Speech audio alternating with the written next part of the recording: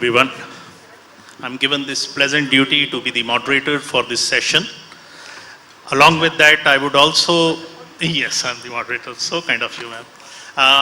Another point is to take care of the time also, because we are moving towards the lunch. So this session is the most important one. Obviously, when we say that expanding the boundaries, though in education, in skill and in employment, obviously to put the boundaries is always a question. So my question is to Honorable Ma'am from the Chitkara University, that when we say that as an education institution, how to forecast the future of the work? Because being an education, we have to prepare the students for the future, and there is always a say that there is a gap between the academia and the industry. So again, from the strategy point of view, so what are the points normally the higher education institutions take when we say that we are preparing the students for the future of the work? Satbir, I think well asked question, and again, once again, I am very thankful to Observe Now for giving this opportunity to all of us. And I think last session also I talked about it. When you talk about that what is the future, it's never known to us that what will be the future of our students, where they are going to be placed. There are many examples in all the universities. We are preparing them for computer science, we are preparing them for hospitality, and when they are going to be placed, they are going somewhere else. So I think it's not, we can't predict that what will be the future for that particular student.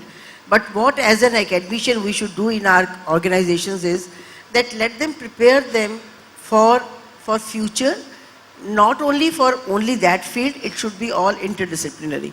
So it's a need of the hour. I will give you one example that we have schools also. So when K to 12 schools, day before yesterday, we had a session with the students of 9th and 10th.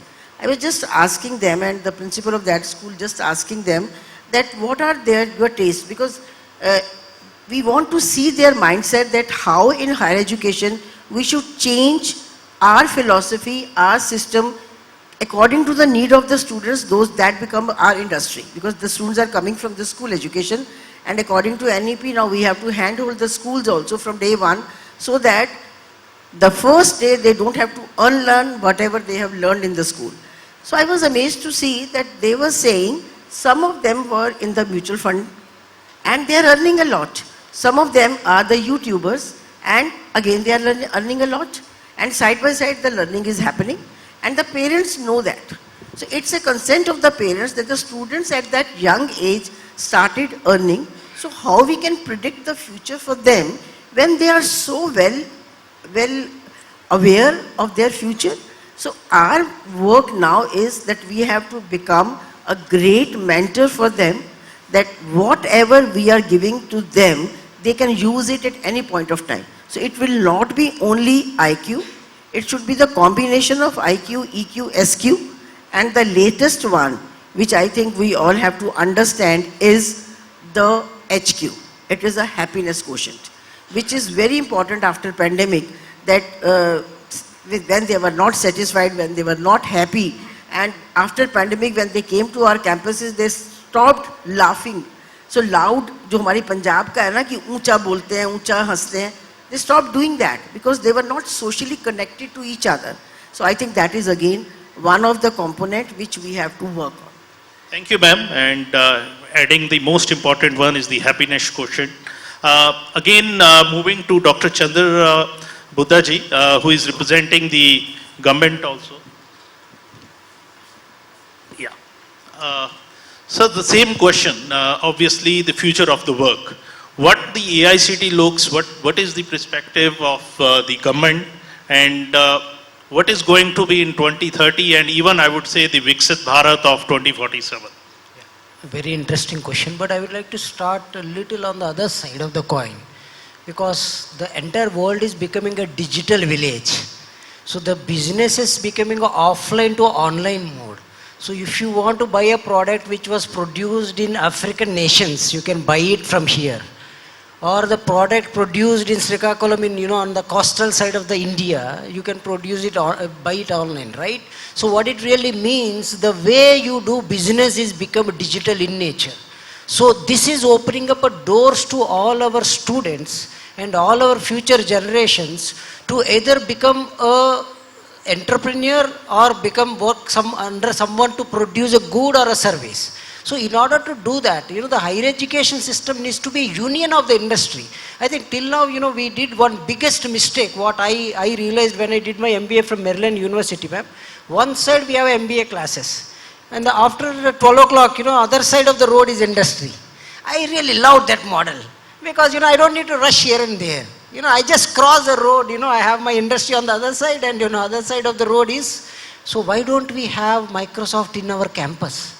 Why don't we have a manufacturing firm in our campus? I'm not saying produce the entire car inside your campus. I'm saying in order to produce a car, you need 2,000 smaller components. Why don't you produce 2 small components within your campus? I think, this kind of a industry academia collaboration is what is the need of the hour for our country, so that we can produce the skilled entrepreneurs, skilled labor, or skilled whatever you call it, the experts to the entire globe, which is very, very important. Second thing is the technology.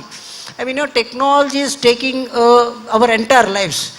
I'm sure madam will also agree that madam, जब आप भी बच्चे तो वो time पे सुबह जब उठते थे, आप एक छोटा सा तस्वीर देखते थे भगवान का. What is that you see now when you open your eyes? Mobile. पहले ये देखते थे, अरे साला इसने लाइक नहीं किया, इसने को ये नहीं किया, मैं इसका देख लूँगा. I mean, we became more like robots. I think AI is dominating, but I strongly believe, even though I'm a technologist, my wife always says, you only play with technology, but I fundamentally strongly feel that along with AI, the HI is very important. Human intelligence. Because the touch and feel is the only one person who can give the touch and feel and confidence is Guru. The professor in your college, the Telugu teacher, who taught me Telugu in, when I was 5 to 6 years old, I still remember him. I never remember any robot in my life, which taught so many things. But you still remember your 10th standard teacher, your 12th standard teacher, but you never remember the online certificates which you did 56 certificates. I have 56 certificates. I never remember who taught me because all those are robotic AI based. But you always remember human. I think we need to put that in place. But another very important is EI.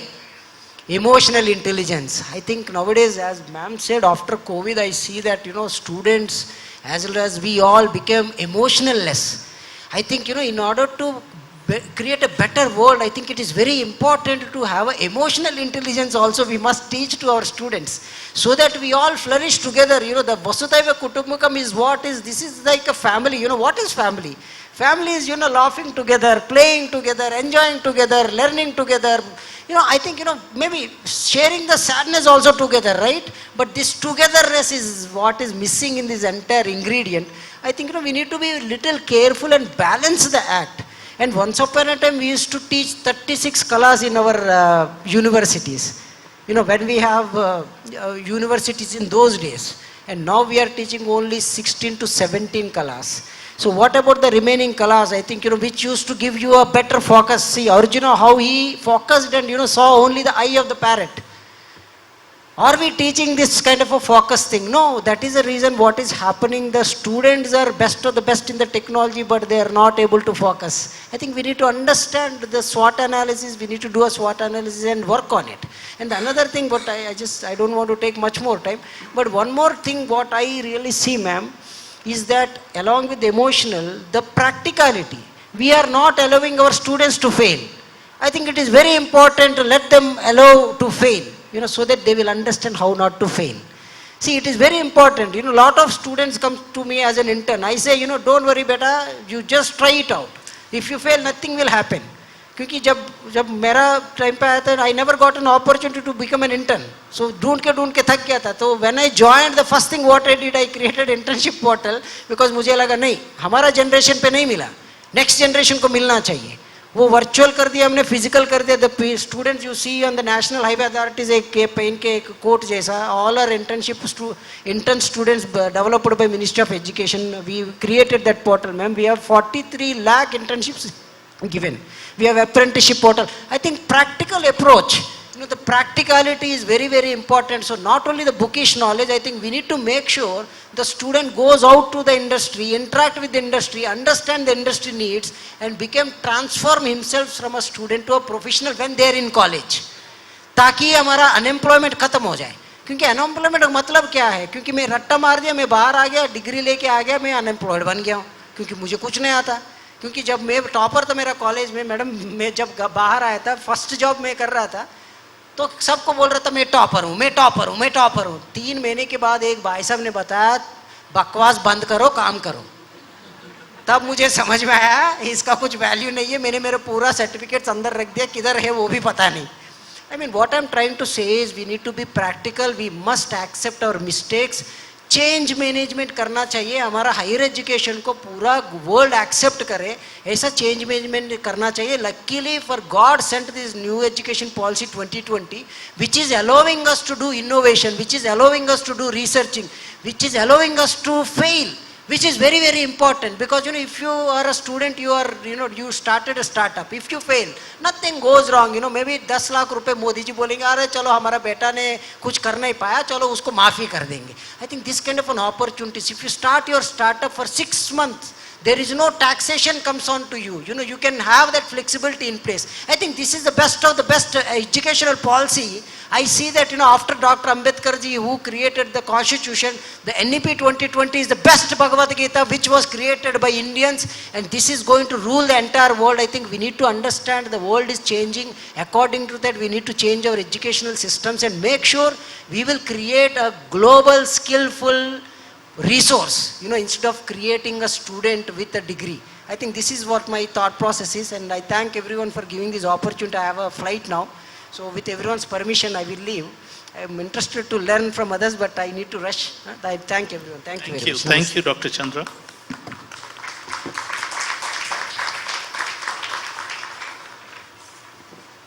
So moving ahead, now, as Dr. Chandra has said that it is the practical knowledge and the importance of skill. So moving this question to Dr. Sandeep Gowda ji for giving the perspective, especially on the skill part, because theoretical knowledge, especially from the education institutions, they are known for that. But when we say providing skill and practical knowledge, we would like to listen from your side, sir. Thank you very much. First of all, my thanks to Observe Now for inviting me to this conference today. So the question is about the skills. So when I say skills, because skill is a buzzword nowadays, but if we see, skills is one of the very important component. I mean, I generally, when we talk about skills, I'll define it in one word, that education is like a passport and skills is like a visa. Just imagine a passport without visa. So similarly, any education qualification without skills is of no use. Because nowadays we are talking about skills, and we all know that there is a lot of discussion happening, and we have seen many conferences happening on a strong industry academia interface to have a skills. But many a times we have seen that industry talk about its own agenda and academia talk about its own agenda. And we don't shake hand, we move parallel to each other. That's where the difference is there, that industry, academia will have to be together. And that's where the university which I am representing, Lamarine Tech Skill University, is a classic example of industry institute interface. This is a university which is set up by the industry, being incubated by the industry giants. And the focus is that any students who is moving out of the university should have the skills. And that is how they should be able to be productive right on the day one. That's very important. And when we talk about skills now, and we all know that when we talk about 2030 vision, our Honorable Prime Minister has set the vision that we are to make India as a skill capital of the world. And that set the vision for all of us, that we are not only going to take care of our domestic requirement, but also the overseas requirement. And today, India, I mean, if you see the report by Corin Ferry, by 2030, the world level, there are going to be a skill shortages. And India is the only country which has a potential to support our own country need first, but also to the overseas requirement. And that is where we are to play a very important role as a skills. And I must say that a decade ago, I remember one of the conference I talk about that there will be a time when we'll be getting the requirement from the foreign country that we need so many people, so many boys, so many girls in particularly trained in this area. But if you see now that things have been realized, and now we have at national level, if we look at our international level, we are getting requirement from, you name a country.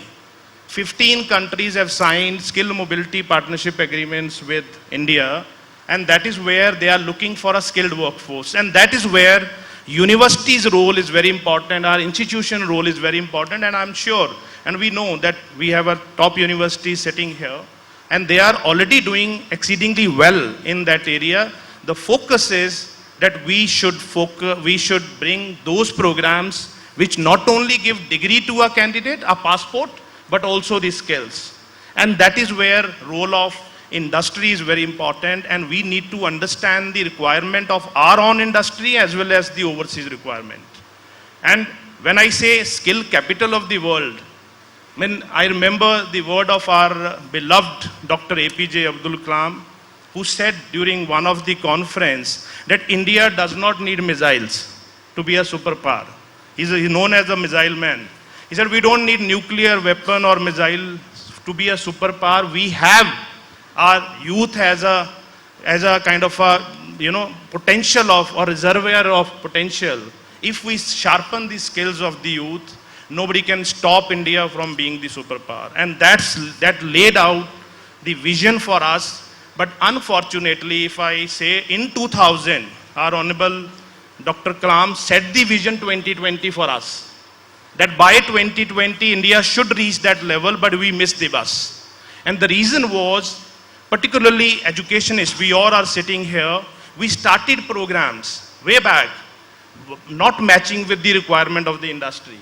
And you see, we all know that there were engineering branches which was in demand in one particular year. Next year, you'll see that branch is disappeared.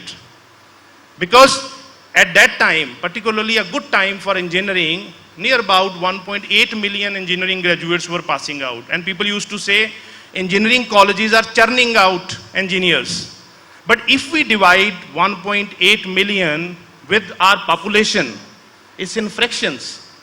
Their number was looking very large because we did not have employable resource. They were not able to get the jobs. And that is how we were not able to maintain that momentum. And I think this is the right time. If we do not take care of the requirement now, next 20 years, 2 decades are very important for us. If we miss the bus this time, we'll not be able to make our country a top country, a developed nation, because we'll have to utilize this demographic dividend. And that is where we all have to complement, supplement each other. We have to learn from each other, and we together can make a difference. And that is where university is playing a very important role, and me being part of the Government of India in the skill development, we are also working on setting the vision for making the youth employable for overseas also.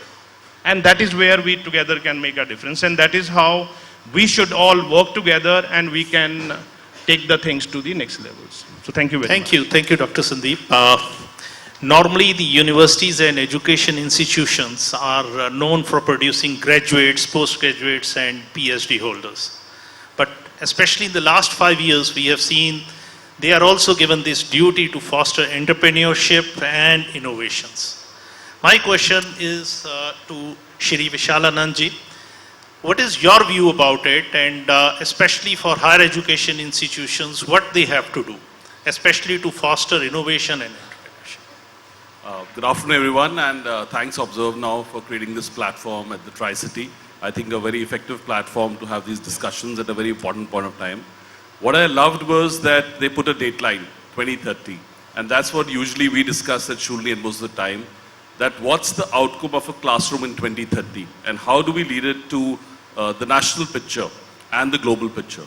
Two disruptions, sir, that I see over the next 7 to 8 years, which will really disrupt the way we all are looking at the world and living our lives.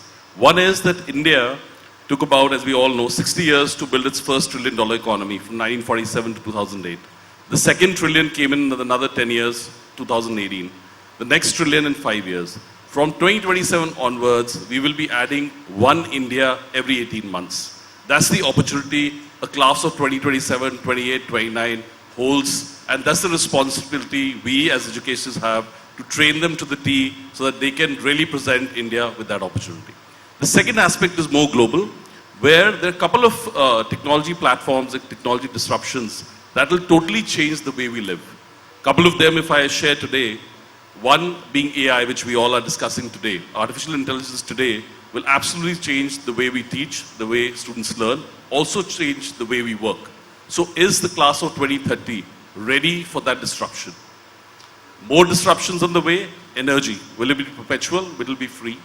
Biotechnology, where we specialize in, is another very important area where not only human, animal and plant life, but even the materials we use, even the ecosystems we create will be totally disruptive to genetic engineering. So I think that's where the question comes to, that are we giving that environment? Because we really don't know the future. As Sir rightly said, that we don't know the future, which way it's going. But we know the macro factors, where we headed, both in the global disruption trajectory and India as an opportunity which no nation has seen in its history. A nation adding $1 trillion every 18 months is absolutely, unbelievable. Our task today, to generate entrepreneurs, startups, to create an ecosystem is very, very important, because that's what will push the edge. And is that value captured in India or no is the critical question. I'd like to state an example here of South Korea. South Korea and India were pretty parallel as far as the late 80s went, early 90s went. Then South Korea did a very interesting intervention in their system, and they started spending almost 5% of their GDP on research and innovation and generating entrepreneurship out of campuses.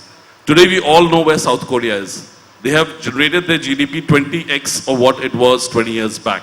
And I think that's a lesson we need to seed and get back to our education institutions, where not only skilling, very, very important to skill our youth, to really enable them, but to generate that idea of innovation, entrepreneurship, welcoming all onto multiple platforms which the government of India has seeded now to come and express their ideas, and more importantly, research their ideas, patent their ideas. As long as they don't publish and patent the work they're doing, the value is not captured by us. That's been the traditional challenge India has. And I read in Economist a couple of days back, there's an article that India might get rich, but the Indian won't get rich. And the logic was that maybe we're talking of a multi-trillion-dollar economy, but where does the per capita income sit? And the only change point there, which can really influence our lifestyles, our next generation's lifestyle, and the value we create within the nation, is research, research, and research. So innovation and research, I think we all are trying various pilots at our campuses and enabling ecosystems which can, really garner that ecosystem of future startups, future new initiations, and capturing that value for India. So we hope as we grow, we don't have a perfect answer today, but for sure, looking at 2030 and the opportunity 2030 presents on us, we all as a community have a huge responsibility on our shoulder to build that platform for the next generation and capture that value for India. So that'll be myself. All right. Thank you, Vishal Anandji, especially to move the things forward and not to restrict on the curriculum part, obviously. The next question is to Dr. Anshu Kataria ji. Especially what we have seen, the emerging areas of AI, the buzzword nowadays. The whole engineering has shifted to computer science, and that too, especially in the area of AI and blockchain. Even the students of school are using ChatGPT. What is your view about that, how to integrate, whether it is correct or it is the need of the hour, to integrate these emerging technologies with the education and to work for the learning outcomes? We would like to have your view about it, sir. Thanks, Observe Now, for giving me a chance to interact with you people. Chitkara ma'am ने अपने session में कहा था कि AI के बारे में young बच्चे ज़्यादा बोल सकते हैं, टीचर्स को भी नहीं पता, तो आई एम लाइक दैट. मेरा बेटा आर्यन बैठा है तो उसको एआई ज़्यादा पता है, तो मैं एआई के बारे में नहीं बोल पाऊंगा. But since I represent Aryans as well as our association, I will be highlighting some issues of our state as well as our country. Covid के बाद हमारे देश के जितने डॉक्टर्स और नर्सेज फॉरेन में गए हैं, फॉरेन कंट्रीज में उनको रिक्रूट किया. हमारे देश की medical council, dental council, nursing council, pharmacy council और सीसीआईएम जो बीएमएस कोर्सेज को करती है, उतनी सीट्स भी नहीं बढ़ा पाए. जितना देश का हमारा मेडिकल एक्सपर्ट कोविड के बाद फॉरेन कंट्रीज ने रिक्रूट किया, हमारे सीट्स उतनी नहीं बढ़ी हैं. दैट मीन्स हमारे पास पंजाब की अगर बात करें तो कॉलेजेस में, इंजीनियरिंग कॉलेजेस में 1 लाख के करीब बच्चा इंजीनियरिंग का पढ़ रहा होगा, नॉन यूनिवर्सिटी कैंपसेस में, प्राइवेट कॉलेजेस में लगभग 100 में. बट नर्सिंग में सिर्फ 10,000 सीट्स हैं. तो there urgent requirement for increasing the seats in our medical system, health care system. और हमारा सारा यूथ बाहर जा रहा है, पंजाब का तो सारा खाली हो रहा है, और वहाँ जाके वो डिफरेंट जॉब्स करते हैं. कौड़ा जी से मेरी बात चल रही थी, कौड़ा जी एनएसडीसी के एडवाइज़र हैं. अगर स्किल में हम नर्सिंग के कोर्सेज ले आएँ, पैरामेडिकल के कोर्सेज ले आएँ, तो शायद ये एम्प्लॉयमेंट की प्रॉब्लम भी सॉल्व हो जाएगी. और जो हमारे देश के 8,000 टेक्निकल कॉलेजेस हैं, उनमें लगभग 2-3 हज़ार कॉलेजेस इस टाइम सर्वाइवल से जूझ रहे हैं. We have huge infrastructure in our engineering college. If they are given some additional support and we start some health care courses, तो हमारा जो बच्चा बाहर जा रहा है, ब्रेन ड्रेन हो रहा है, वो मसला भी हल होगा, because they will get training here. और जो हमारे सर्वाइवल की बात आ रही है हमारे जो इंस्टीट्यूशंस की, वो भी खत्म हो जाएगी. Second point I will B raising about the batches. हमारा बच्चा फॉरेन जा रहा है, he has 4 options, fall session, winter session, spring session, summer, पता नहीं कितने सेशन फॉरेन में है. बट हिंदुस्तान में आज तक इतिहास में 1 सेशन रहा. क्यों? हमारी पॉपुलेशन कम है, ये हमारे पास thought process. I appreciate NEP, but आज तक हमने पूरे देश में, अगर बच्चे ने जुलाई वाली, अगस्त वाली ट्रेन मिस कर दी, थ्रू आउट द ईयर उसको ड्रॉपर कहा जाता है. He hasn't got any option. तो अभी मेरी पिछले हफ्ते मीटिंग हुई है आईसीटी चेयरमैन से, ही हैज एग्रीड कि यस ये बड़ी प्रॉब्लम है. कहते हैं हम इसको इस बार रिजॉल्व कर देंगे. इस बार कनाडा ने रिस्ट्रिक्शंस लगाई, ऑस्ट्रेलिया ने लगाई, यूके ने स्पाउस वीजा बैन किया. पर हमारे पंजाबी बच्चे रुकेंगे नहीं, वो छोटे छोटे कंट्रीज में जाना शुरू कर देंगे. और इतना बड़ा इस बार ड्रॉप होगा क्योंकि वो पंजाब में अगर पढ़ना नहीं चाहेंगे, अच्छे कंट्रीज में जा नहीं पाएंगे, तो वो ड्रॉप हो जाएंगे, वो टकरे मारेंगे. और फॉरेन जाना प्रोसेस, इट इज नॉट कि जाके यहाँ किसी कॉलेज में एडमिशन ली, 1 दिन में एडमिशन होगी. It's long procedure there. So वो जो ड्रॉपिंग वाला बच्चा होगा वो कहाँ जाएगा? इसलिए हिंदुस्तान में आज सख्त जरूरत है that we should have a January batch, और we should have option where student can opt for multiple entry, multiple exit की बात बहुत बार हो रही है. बट कहाँ हमारे पास देश भर के 8,000 टेक्निकल कॉलेजेस हैं, 8,000 कॉलेजेस में कहाँ वो ऑप्शंस हैं? वो ऑप्शंस भी नहीं है. मैंने कहा चलो ऑस्ट्रेलिया कॉलेज खोलते हैं, कनाडा कॉलेज खोलते हैं. वहाँ जाके सिस्टम स्टडी किया तो वहाँ तो आपको no land requirement, you can have rental. और यहाँ पर आपको पहले इंजीनियरिंग कॉलेज के लिए 25 एकड़ जमीन थी, फिर 10 एकड़ की गई, फिर 7.5 एकड़ की गई, फिर 2.5 एकड़ की गई, और पिछले साल फाइट कर करके हमने लैंड फ्री करवा दी. हिंदुस्तान में पहली बार ऐसा हुआ to start an engineering college you don't require land, you can start on the covered area basis, जो कि फॉरेन में है. तो इम्प्लीमेंटेशन पार्ट बहुत स्लो हो रहा है. अगर एनईपी बढ़िया है तो मेरे हिसाब से इसकी इम्प्लीमेंटेशन जो पेस है उसको फास्ट करना चाहिए. हमारा बच्चा कनाडा जाता है, 30 से 35 लाख का LMIA लेता है, लोकल मार्केट इम्पैक्ट असेसमेंट. वो वहाँ पर जाके स्किल बेस पे उसको मिलता है और वहाँ जाके उसको एम्प्लॉयमेंट मिल जाए, चाहे उसका आईलेट्स क्लियर नहीं है. तो मैं कोड़ा जी को रिक्वेस्ट करूंगा कि जो बच्चे हमारे जिन स्किल्स में फॉरेन में जाके, हमें पता है इस टाइम यूरोप को हेल्थ केयर की बहुत ज़्यादा उसको हाई डिमांड है, जो कनाडा है उसको फैशन की भी जरूरत है, उसको ड्राइवर्स की भी जरूरत है. तो जो जो जैसे इन्होंने बात की है, जो जो स्किल्स हमारे वहाँ चाहिए वो स्किल्स हम अपने कॉलेजेस में स्टार्ट कर दें. हमारे पास अपने कॉलेजेस में वो स्किल दिए जा सकते हैं because we have huge infrastructure.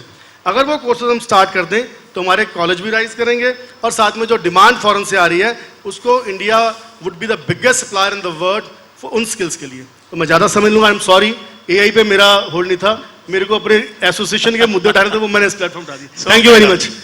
They are also important because especially we are all representing. Just in Right. I think this is very good point because I was talking on skills, but he raised this point.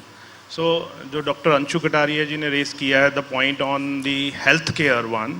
So because I had the healthcare vertical at the national level, and the focus there is now we are coming up with the programs wherein we will allocate those seats to all the institution here, and very soon we will be connecting with Putia and Puka, because he heads those two institutions, which has larger number of institution, and we are to build a skill supply. I must say, if you Google it, 1 million care workers we are to send in 3 years. It is there, 1 million. And 1,100,000 nurses to be sent in next 3 years. And now 1 million nurses, the care workers require minimum nursing qualification as of now. We have got it changed. We said we do not have enough nurses to be sent as a care worker. Plus 2 students will be trained as a care worker for 1 year program. And for that, the potential is with the institutions already there. And we are going to start those programs very soon. Yesterday we signed an agreement with the UK government for employment as well as for skilling, and we are going to do that. I think that point very well, we will be doing it, and we'll take it forward. Thank you. Taking the same question of AI integration to Dr. Nisha, we would like to have Yeah, your thank views. you so much, all of you, and thank you, Observe Now. Yeah, the topic is basically the emerging topic. If we look AI, IoT, that is Internet of Things, and various kind of like cyber security. If we are looking into the part, we can say that there are various upskilling skill techniques that should be in the market are prevailing. If we could see AI, if we could say that AI and cloud computing 9%, if I use the data, data science 31%, software engineering 21%, management 19%, cyber security 1.3%. So this is basically the skilling data which we are now see, these are the trends. And if we want the industry academia partnership, first we should basically invite industry personnel, we should invite alumni when we are preparing for the syllabus, when we are preparing curriculum. So the curriculum must be that much enriched so that we can put these kind of trends in our syllabi so that students have those kind of skill. If I would like to quote example here, as the India Employment Report 2024, the biggest challenge is there is a mismatch between education and skill. So I think this is an eye-opener for all of you. There is a mismatch between education and skill. And in 2020, if we can say that the unemployment rate is 15.1%. And in January, CMI, Forbes India, had, the rate is around 6.53%. So we can say that we are moving ahead. If we could see from the past and from the present, we are moving ahead. We are doing, I think, the institutions are doing, I think, pretty well in skilling India. Government has also taken various kind of initiative like Pradhan Mantri Kushal Kendra Yojana, Pradhan Mantri Yuva Yojana. They have modernization in ITI. But it's our responsibility, it's the responsibility of all the stakeholders that we should collaborate with each other and India ko hum aage leke jaye. That's all. Thank you. Thank you all the panelists. Especially, the decision makers of education are here. The need to remove the gap, to work on the skill part, especially to foster entrepreneurship and innovation. The things are there, a lot of the checklists are there, so we all are to work on that. With this, thank you once again. So I would like to add one point Already here. got the time's up message. We will... only 1 minute, please. sir. Like, if we could say that nowadays FMCG has a tech-driven. If we can say that there is some other platforms like hydrogen, ammonia, green hydrogen, green ammonia, power, 5G equipments, medical equipment. These are now in the trends, and these all industries are using automation and AI. I think we should follow with this trend. Thank you. Thank you for giving us the important suggestion. Thank you, everyone.